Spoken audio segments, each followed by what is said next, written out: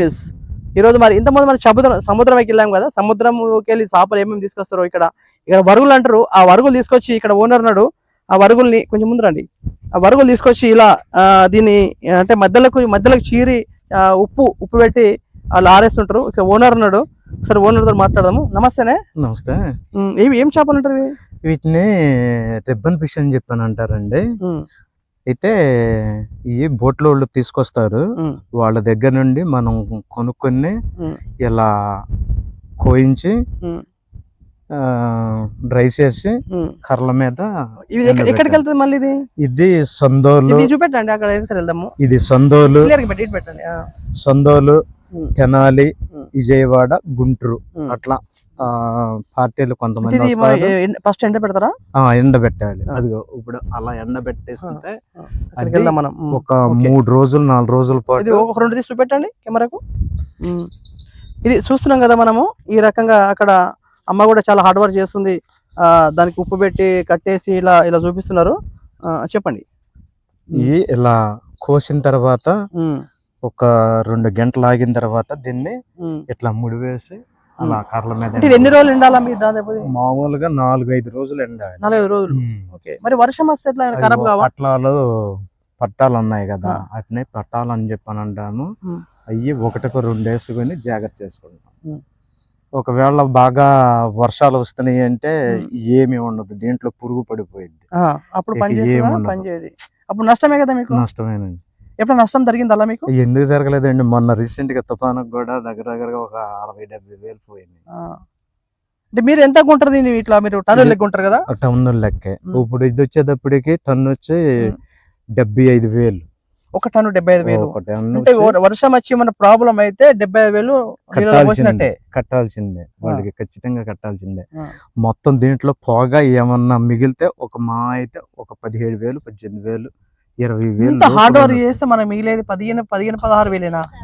మిగిలేవి కాదు, మిగిలేవి అంటే 5,000, 6,000 అట్లా మిగులుతాయి. అంత సకలం బాగుందనుకోండి ఒక 10,000, 15,000 మిగులుతాయి ఆ టన్ను సరుకులు.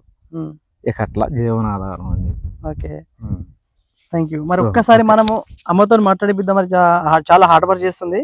మరి ఈ చేపని చీరుడు కానీ ఇలా చేసుడు కానీ ఇంత హార్డ్ వర్క్ అనేది అమ్మా ఏంది పరిస్థితి? ఏంది పరిస్థితి అండి అంటే మామూలుగా అంటే మీరు ఏమంటున్నా ఇక్కడ ఇప్పుడు ఇంత కష్టపడ్డారు, రేపు పొద్దున ఇప్పుడు ఇంత ముందు సార్ చెప్పాడు ఇంత కష్టపడితే ఇంత మిగులుతుంది, ఇంత నష్టం ఉంటుందని. మరి అది ఏందని నష్టం ఎట్లా? అది మనకు లక్షలే మిగిలే వేయలే, ఒకసారి చాలా తుఫాన్ వస్తుంది, ప్రాబ్లం అవుతుంది.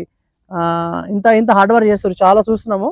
కొన్ని కింటలు పెట్టారు, మరి పురుగు పడితే ఖరాబ్ అయిపోతారు. మరి ఎట్లా అది వర్షం పడితే చేపలన్నీ పురుగులు పడి పాడైపోయినాయి అనుకో. 1,00,000 రూపాయలు సరుకు కొనుక్కున్నాం అనుకో, వాటిలో ఒక 20,000, 30,000 వస్తాయి. 70,000, 80,000 పోయినట్టు.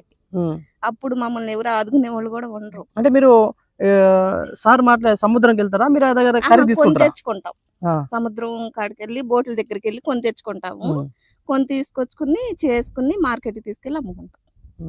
మామూలు ఇది ఎండిన తర్వాత రేట్ ఎక్కువ అంటారు కదా, ఎట్లా కిలో ఉంటుందమ్మా ఇది?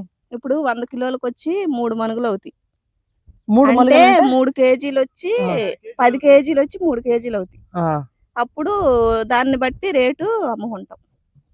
అక్కడ ఇది ఒక్క చేపనే ఉంటుందా? మీద రొయ్యలు ఇంకా వేరే ఎండి చేపలు చీలికలు చాలా ఉంటాయి.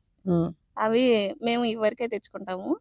ఒక్కోసారి చీలికలు తెచ్చుకుని వర్షం పడిపోతే అట్టేసుకుంటాం. ఇదంతా ఎక్కడ ఎండి పెడుతున్నారు ఇప్పుడు? ఓకే, ఒక్కసారి అక్కడికి వెళ్ళి చూద్దాం. మనం చూసినట్టయితే ప్లాన్ చేద్దాము, ముందుకెళ్ళి ఒకసారి అక్కడ అన్న కూడా ఉన్నాడు, ఒకసారి వెళ్ళి చూద్దాం మనము. ఇది పరిస్థితి అంటే ఇప్పుడు ఇదన్నమాట. ఇలా వేసి మొత్తం ఇలా వేస్తారన్నమాట. ఒకసారి ముందుకెళ్దాం. ఇంకా ఇలా అన్నట్టు. హాయ్ అన్న, ఇదేనా? ఇది పరిస్థితి. అవునండి. ఇలా ఎండ పెడతారు ఇవి? ఇలా ఎండ పెడతాం. ఒక 4 days ఎండిన తర్వాత ఇకప్పుడు పార్టీలు వస్తామో లేదనుకుంటే మార్కెట్ కి తీసుకెళ్తాము. మార్కెట్ కి అనేటప్పటికి మీరే తీసుకెళ్తారా లేకపోతే ఎవరైతే డిస్ట్రిబ్యూటర్స్ మన దగ్గర తీసుకెళ్తారా? ఒక్కొక్కసారి వాళ్ళు వస్తారండి, ఒక్కొక్కసారి అయితే మనమే తీసుకెళ్తాం. ఇప్పుడు ఈ మధ్య రీసెంట్ గా విజయవాడ పార్టీలు ఉన్నారు కదా, వాళ్ళు ఈ వరదలు వచ్చేసి వాళ్ళు రావటం మానేసారు. ఇక రీసెంట్ గా ఈ చుట్టుపక్కల ఏరియాలో మనం తీసుకెళ్లేది సందోలు, ఇక్కడ పిట్నాయపాలెం. పచ్చిగున్నప్పుడు ఒక వెయిట్ ఉంటది, ఎండినాక వేడి తగ్గుతుంది కదా, తగ్గింది అంటే ఎంత నష్టం ఉంటుంది దానికి దీనికి మనకు? ఇప్పుడు మనము ఒక 100 కేజీ తీసుకున్నాం అనుకోండి, ఆ 100 కేజీ డ్రై చేసి ఎండబెట్టిన తర్వాత 36 కేజీలు 36 కేజీలు వచ్చింది. 36 కేజీలని ఈ 7,000కి 7,500ని కవర్ చేసుకుని అమ్ముకోవటం. అప్పుడు ఇంత అయితే మనకు వర్కౌట్ అయింది అని చెప్పి లెక్క వేసుకుంటాం. ఒక్కోసారి ఆ రేట్ పడిద్ది, ఒక్కొక్కసారి ఆ రేట్ పడదు. ఒక్కొక్కసారి మినిమం ఒక 10 రూపాయలు ఉంటాయి, లేకపోతే మొత్తం చూపిద్దాం. అది చాలా హార్డ్ వర్క్. మనం చూస్తాం, మనం మామూలుగా మనం ఏదో మార్కెట్ లో ఉంటాం, మార్కెట్ లో కొంటుంటే అర్థం కాదు, కానీ వీళ్ళ హార్డ్ వర్క్ చూడండి. దాన్ని ఎట్లా చేస్తారు, దాన్ని ఎంత హార్డ్ వర్క్ చేస్తున్నారు. ఇక్కడ దాకా పెట్టారు చూడండి, చాలా హార్డ్ వర్క్ ఇది. ఇప్పుడు ఓన్లీ మనకి ఈ చేపలు మాత్రమే మీ దగ్గర దొరుకుతాయి, రొయ్యలు వేరే వేరే చేపలు దొరుకుతాయి. ఇది మాత్రమే మీరు దీన్ని ఉప్పు పెట్టి ఆరబెట్టి దీన్ని ఎండబెట్టి దీన్ని మార్కెట్ కు డిస్ట్రిబ్యూట్ చేస్తుంటారు. చూసాం కదా, ఇలా హార్డ్ వర్క్. అంటే చేపలు కొనుడే కాకుండా ఆ చేపను కూడా జాగ్రత్తగా కాపాడదనే నష్టం పోకుండా వీళ్ళకు ఉంటుంది. ఇంకో విషయం మర్చిపోయినా, గవర్నమెంట్ ఏమైనా సపోర్ట్ చేస్తుందా మీకు? గవర్నమెంట్ సబ్సిడీ అని చెప్పి ఇంతకుముందు మనకు జగన్ గవర్నమెంట్ ఉండే, ఇప్పుడే పాటు ఉంది మనకు వచ్చేసి చంద్రబాబు నాయుడు వచ్చిండు, టీడీపీ వచ్చింది. గత గవర్నమెంట్ బాగుందా, ఇప్పుడున్న గవర్నమెంట్ బాగుందా? అంటే ఈ మత్స్య కార్మికులకు ఏ గవర్నమెంట్ ఎక్కువ సపోర్ట్ చేస్తుంది? అంటే ఇది ఒక్కరి గురించి కాదు, ఇక్కడ ఉన్న బోర్డుల గురించి కానీ, పెద్ద చేపలు కానీ, సముద్రం లోపల పోతుంటారు, అందరి గురించి ఎక్కువ ఎవరు సపోర్ట్ చేస్తుంటారు గవర్నమెంట్? ఇప్పుడు వరకు అయితే మాత్రం మనం గవర్నమెంట్ అంటే నేను ఈ మాట ఎందుకు అడుగుతున్నంటే, మామూలుగా చేపలు నష్టపోతుంటారు కదా, అట్లా మన నష్టపరిహారం ఇస్తారా మనకు గవర్నమెంట్? ఈ పాట ఏపడని కాదు, మామూలుగా గవర్నమెంట్ ఏమైనా సపోర్ట్ చేస్తుందా? సపోర్ట్ అంటే వాళ్ళు లోన్ పూర్వకంగా అని చెప్పని ఇది ఈ మధ్యన ఏదో పెట్టారు కదండి జగన్ ప్రభుత్వంలో, ఏపీ అదే ఫిష్ ఆంధ్ర ఫిష్ దీంట్లో లోన్లు ప్రొవైడ్ చేశారు. తీసుకునే వాళ్ళు తీసుకున్నారు, తీసుకునే వాళ్ళు అయితేనేమో తీసుకోవాలా. అయితే అలాంటి వాళ్ళు చాలా మంది ఉన్నారు, తీసుకున్న వాళ్ళు కూడా. దీని మీద అంటే ఇప్పుడు వరకు అయితే మాత్రం మాత్రం మాకు సాయం చేసింది కానీ, మేము వాళ్ళని అడిగింది కానీ. ఎక్కువ నష్టపోతే గవర్నమెంట్ ఏమైనా సపోర్ట్ చేస్తుందా అని అడుగుతున్నా. మామూలుగా ఇప్పుడు అందరు బిజినెస్ చేస్తుంటారు, అంటే ఇలా మంచి ఉంది చెడు ఉంది మీ బిజినెస్ లో. ఎక్కువ నష్టపోతే గవర్నమెంట్ ఏమైనా మనకు ఫండ్ గానీ, లేకపోతే సబ్సిడీ గానీ, లోన్ గానీ మన ఇష్టానికి అవకాశం ఉందా? అలాంటిది ఏముండదు. అలాంటిది అయితే మాత్రం ఏటకి వెళ్ళిన వాళ్ళకి ఏదన్నా ప్రమాదం ఇలాంటి ఏమైనా జరిగినాయి, సముద్రంలో ఇలాంటి ఏమైనా జరిగినాయి అనుకోండి, వాళ్ళకి మాకు మధ్యతరగతి ఇది ఉంది, మధ్యకార భరోసా అని చెప్పి, దాని ద్వారాగా ఒక 10 లక్షలకు అని చెప్పి జగన్మోహన్ రెడ్డి పెట్టి వెళ్ళాడు కదా. ఇక అదే ఇది అయ్యింది.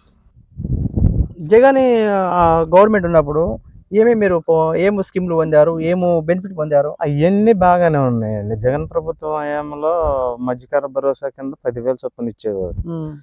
అయితే టీడీపీ ప్రభుత్వం వచ్చింది కదా, ఆయన 20,000 అని చెప్పి ప్రకటించాడు. అయితే ఈ సంవత్సరం జగన్ ఎలక్షన్ అయిపోయిన తర్వాత అయితేనే మాకు అలాంటిదేమో అందలేదు. ఇంకా ప్రస్తుతానికి అట్లా ఉంది. చూసాం కదా, ఇక్కడ మన ఇలా కష్ట సుఖాలు అనేది ఇంత ఇబ్బంది ఉన్నది, అంత ఈజీ కాదు. మనం అనుకుంటాము చిన్న మార్కెట్లోకి పోతే రోడ్డు మీద చెడ్డకులు చొప్పున ఇట్లా అమ్ముతూ 100 గ్రాములకి ఇట్లా అమ్ముతుంటారు, కానీ ఒరిజినల్ ఇక్కడ లైవ్ చూస్తున్నాము. మ్యానుఫ్యాక్చర్ ఎట్లనో ఇక్కడ మ్యానుఫ్యాక్చర్ అయిపోతుంది. అక్కడ సముద్రము ఆంచలు ఇక్కడికి వచ్చి వీళ్ళు చీరి అంత ఉప్పు పెట్టి ఆరదీసి చాలా హార్డ్ వర్క్ ఉన్నది. వర్షం తుఫానికి వస్తే కూడా అంత దాన్ని చాలా జాగ్రత్తగా కాపాడాలట. మరి వీళ్ళు హార్డ్ వర్క్ ఇలా మనం లైవ్ చూస్తున్నాము. నిజంగా వీళ్ళు హీరోస్, ఒరిజినల్ హీరోస్. ఎందుకంటే ఇలా సముద్రం కానీ ఇంత హార్డ్ వర్క్ చేసే వాళ్ళు కూడా చాలా బ్రహ్మాండము. మా ఛానల్ ప్రతి ఒక్క లైక్ షేర్ చేయండి. చూస్తున్నాండి కేకే న్యూస్. మరి ఇక్కడ ఆంధ్రాకి వచ్చి మనం ఇంత దూరం వచ్చి వీళ్ళ కోసం వచ్చి మేము తీసుకోవడం జరిగింది. ప్రతి ఒక్క లైక్ షేర్ చేయండి. Thank you. చూస్తున్నాండి.